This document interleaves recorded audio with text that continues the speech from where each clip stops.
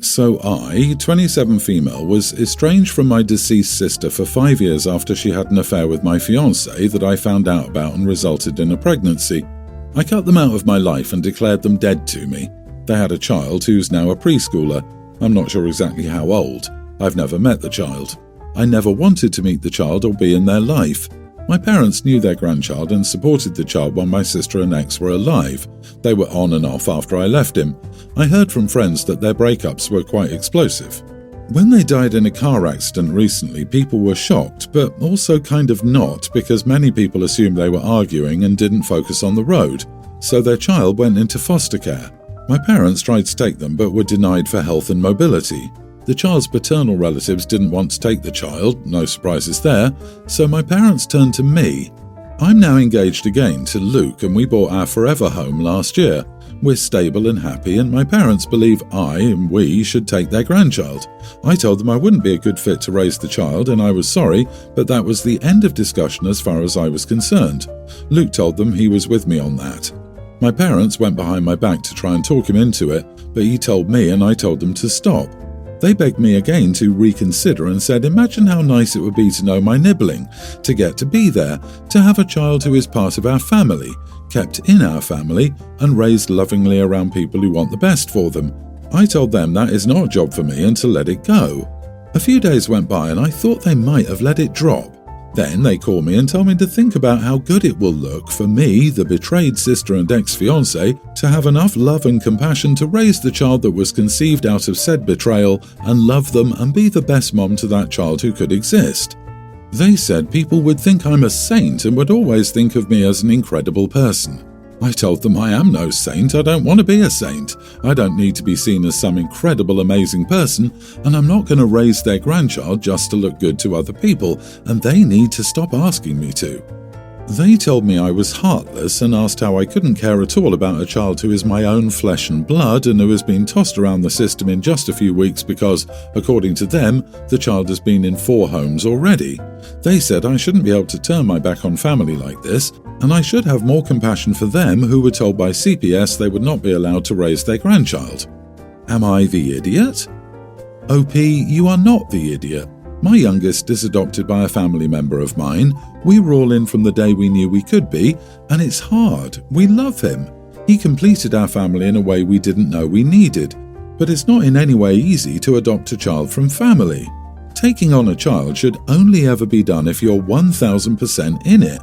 I know it sounds harsh, but you owe the child nothing. Their parents did them a huge disservice not planning for a guardianship in a will. That's not on you to sort out. Raising a child you resent is not the right thing, no matter the circumstances. I'm not native to the foster system, most of my cousins and family spent much time in it, and we've been foster parents. But truly, you'd be doing that child a disservice if you took them in from guilt. I'd be insulted by the fact that they think you should do it to look good. Exactly. OMG that they even suggested what others might think as a possible motivation. I can't imagine a betrayed ex to be a good stepmother for an orphan child, at least when the person went no contact with the family of that betrayal. Sounds more like the ideal setup for an evil stepmother. As sad as it is, having the child at home reminds you of your ex and sister's betrayal and their death. I'm sorry for the grief they're putting you through. Apologies, as I don't mean to be unsympathetic, but wow, OP, your parents may be lying to you about not being able to adopt.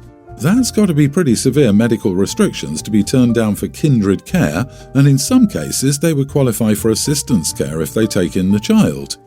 Our neighbours are in their late 60s and they're both partly disabled. He's an amputee and they're raising young grandkids. Something in your parents' story doesn't add up. I, female 32, have a sister, 38, going through infertility. She got married when she was 35 and didn't meet her husband until she was 33. While I completely understand that infertility is difficult and painful, she should have known that statistically, getting married at 35 would make it incredibly hard to get pregnant and have a baby. I have, however, kept this to myself. Yesterday, she made an Instagram post for National Infertility Week, saying that not being able to get pregnant and going through fertility treatment is the hardest experience of her life. She shared this with me privately too. Now, as her sister, I wanted to give her some perspective about the other negative life events she's gone through. Our dad had a heart attack and a difficult recovery when she was a teenager and I was in elementary school. She got laid off in 2009 during the Great Recession and couldn't get hired again for almost a year. I didn't comment on the post, but I privately reminded her of these events and told her there were other ways to become a parent and be involved in children's lives. She accused me of trying to minimize her pain, and I was stunned. I didn't think that was what I was doing at all. In my mind, I was trying to help her reframe her infertility and consider the other things she has overcome in life and the option she has if she truly cannot get pregnant due to her age. I didn't think I was the idiot, and I don't think she's an idiot exactly, just sensitive. But what do you all think? You are the idiot. Your sister is right. Because of statistics, you're blaming her for waiting until she was 35 to get married and trying to have children. Mind your business or be supportive of your sister. This was what stuck out to me too. OP sounds super judgy of her sister for getting married at 35 and seems to have an attitude of, well, that's what you get. I'm just about a year older than OP's sister. Being in your 20s in the late 2000s, 2010s was rough. So many people delayed getting married because the recession killed any ability they may have had to become stable enough to be a good life partner. Also, I know plenty of people who had their first babies after 35 with no problems. I even know someone who had her first baby at 41 without intervention. So it wasn't a given that OP's sister was going to have fertility problems. OP sounds like she thinks women over 35, an age she is rapidly approaching, are dried up, worthless husks. And you're not sure if you're the idiot? Wow. The only acceptable response to her post is, I'm so sorry you're going through this, it sucks so much. But I'm here for you if you need to vent or talk, and then actually be there for her. She doesn't need you to problem solve what she already likely has a team of experts addressing or try to give her perspective. Additionally, if you already have children or are child-free by choice, your response is doubly ignorant because you have absolutely no idea what she's going through. My boyfriend, 25, and I, male 20, recently moved in together. I admit I am a little messy, but it's not that bad. Sometimes I need to leave very early for college and leave clothes and stuff lying around the bedroom, but most times I clean it up after I get home. On the other hand, my boyfriend is very tidy and always cleans up. He also does most of the chores around the apartment since A, we both work, but additionally I go to college. He's already graduated, so he has more free time, and B, he prefers to do it himself because sometimes he doesn't like the way I do the cleaning. He also cooks most of the time because I usually have breakfast and lunch out and get home around dinner time. I clean the dishes afterward. I think that's all, but feel free to ask in case I forgot to tell you something important. So the argument we had is because last Tuesday I got home after work around dinner time and he was cooking for us. After eating, he asked me to wash the dishes. He said he was tired and wanted to lie down, so he went to our room. I honestly forgot to do the dishes because I lost track of time scrolling through Instagram. Then it was late and I decided to just leave it until the next morning and go to bed. He was already sleeping, so I went to sleep too. The next morning I woke up a bit later than usual, since my classes start later in the mornings on Wednesdays, and he was already awake. I went to the kitchen, noticed he cleaned up the dishes. He was away doing laundry. We have a community laundry in our building, which is in the basement. He came up with our clothes and I said hi and asked how he slept. He then told me he slept well, but had a bad morning because he had to clean up the mess from yesterday, even though he asked me to clean it. I got quite defensive and told him I planned to clean up before leaving. He didn't have to clean because I was going to do it. He told me that I couldn't leave the kitchen dirty or it'll get roaches. He then tried to scold me like I was a kid about chores and such. We argued about it for a while and then I left. When I got home, he tried talking to me as if nothing happened, but I was still angry because he was treating me like a child, so I told him I was tired and went to sleep early. Yesterday, the same thing happened. I was angry and didn't want to talk to him. I also didn't reply to his messages during the day. I tried to go back to sleep early again, but he cut me off midway and asked me what was happening to me and to be an adult and tell him if I was mad. I told him I was angry because he made such a big deal out of the dishes and he could have just left the dirty plates where they were and I was going to clean them when I woke up.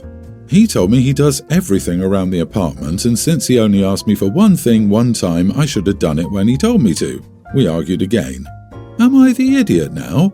Scrolling through Instagram isn't an excuse to not do dishes. You are a team here and just because you're okay with leaving something overnight doesn't mean it should. He's treating you like a child because you're acting like one. I feel your boyfriend has to pick up after you more than you let on. You are the idiot and a huge one. You are also, with 100% certainty, about to be dumped. Agreed, he needs to leave your butt. When he says he wants you to do the dishes, he means today, so he doesn't have to wake up to them. You know the mess bugs him, but you put your in-the-moment wants ahead of your duties in your shared household. This gets old, fast, and it ends relationships. OP, it's not about the dishes, it's about loving and respecting your partner enough to fulfill the obligation you committed yourself to before he went to sleep, instead of making excuses and trying to make him see things your way. But it doesn't matter, you'll be single soon. You're not even living up to roommate standards, never mind adult partner standards. Your boyfriend is sick of living with a child who can't even clean up after himself. I, 21 female, have a sister, 26, who's engaged to get married to Chris, 28 male. I don't know this family very well as it's an arranged marriage and I just returned home 2 weeks ago from France. I'm studying there. Chris and his family came over last week to visit my sister and see me. I don't know why, but that was their first time seeing me, LOL. To be honest, the family is super conservative and I feel like my sister could do so much better. Once they left, I pulled my sister aside and shared my concerns with her. She agreed, but decided to go with the marriage because my dad knew the family, and parents and relatives were bugging her to get married. Anyway, 2 days ago they returned, but this time with their extended family. Chris's brother, Sanjay, 26, finds me attractive and wants to get married to me. Feeling disgusted and angry, I immediately told them politely to screw off. My parents weren't happy with the proposal and tried arguing that I was still young and in school. Sanjay said I can continue studying in my home country, India, but I have 2 more years in France. Like, heck, I love France. My parents said no, but they kept pushing it, so I told them all to leave because they're disgusting idiots who can't take no for an answer. They were embarrassed and now don't feel comfortable letting Chris get married to my sister. My sister is happy, LOL. My parents are on my side, but they think I was a little disrespectful by calling them names. My sister also broke down and told them she needed time and is uncomfortable getting married now. They realized their mistake and apologized, so the engagement is probably broken. My extended family is the issue now. My grandparents and uncles and aunts are calling me the idiot because I embarrassed Chris's family, and I should have let the adults deal with it instead. Also, I'm known for being super blunt and they say no one would marry me. I should have accepted the marriage proposal. Am I the idiot? Good riddance. I didn't know these things were still happening here. Like the proposal is for your sister, but how dare they bring someone else and are trying to get you engaged and not taking no for an answer? I mean, the audacity of your ex-future in-laws. I'm happy that you and your sister dodged bullets and you are not the idiot. I'm glad your direct family isn't taking the bait. I know Indian culture works differently than the West, but hopefully your parents can assuage the extended family. Honey, you saved a damn life. More like 4 lives, but still. I am, for one, not a fan of arranged marriages, and it showed you had your sister's best interest at heart. You totally saved your sister's life. Forget about your extended family. The aunties can go and marry those fine young men if they want. I'm 34 and Indian too, and I've been dodging the marriage market for a dozen years now. As late as last week, I heard from my 75-year-old uncle that I don't know what's best for me by refusing to marry since I was young. Like, my dude, are you even listening to yourself? How is 34 years young? The cognitive dissonance is massive, and in the herd of like-minded nosy busybodies that gather for an occasion, and you have marriage as the only topic of discussion, it's a never-ending saga. This happened at a potluck. I brought a tofu dish stir-fried with minced pork, ginger and spring onions, similar to mapo tofu but not spicy. Everything was fine except when someone asked me if my dish was halal. I said no, it has pork. That's when Jen overheard and freaked out that she ate meat. And it turns out many other vegetarians ate my dish, assuming it was vegetarian. For the rest of the party, I had so many people, including non-vegetarians, telling me I was an idiot for putting meat in a vegetarian dish. But this is a dish I grew up with. Tofu for me is just an ingredient, not strictly a meat substitute. Also, no one asked me if my dish was vegetarian. So, am I the idiot here, or are people just overreacting? Edit, nothing was labelled. I just left the dish on the buffet table along with the rest of the dishes. There were many other meat dishes. About 20 people were at the party, 4 were vegetarian. No one asked about my dish except for the person asking if it was halal. They assumed it was a vegetarian dish because they have a weird misconception that tofu exists only for vegetarians. That they didn't bother to ask is on them. You are not the idiot. Chinese tofu dishes and other vegetable dishes often contain pork to add flavour. It's not your fault they didn't know that, and I bet they've accidentally eaten pork at Chinese food places since they didn't know. Absolutely. I'm a vegetarian and made the mistake of not asking when I ordered a tofu dish from a very traditional Chinese restaurant. The menu was predominantly in a Chinese dialect with only the briefest description in English. I didn't blame the restaurant, I just ordered something different and paid for both dishes. It's not anyone else's fault that I didn't ask first. That's the mature way to deal with it. I've been a vegetarian for 15 years. How do you not notice pork of all things in a dish? It's ridiculous if you get angry for just assuming something doesn't contain meat. You can be disgruntled, disappointed, or a bit disgusted. But most of all, you should take it as a lesson to ask next time and pay more attention. Anyway, I live in an extremely health-conscious area and know several people with allergies, so I've started to list ingredients with dishes I bring to potlucks. I do that when bringing food for large groups. I make some vegan cake usually, make a flag label out of freezer labels and cocktail sticks. List all ingredients with the known allergens in caps and underlined. Simples. Luckily, I was nearby when someone said they'd have a piece of the vegan sponge because they need gluten-free. I shouted across that it wasn't gluten-free. My label clearly showed wheat flour on it. What more can you do if folks won't ask and don't read the labels provided? Dear God, you'd think someone who needs to eat gluten-free would know it's different from vegan. But then again, some people seem to be allergic to common sense.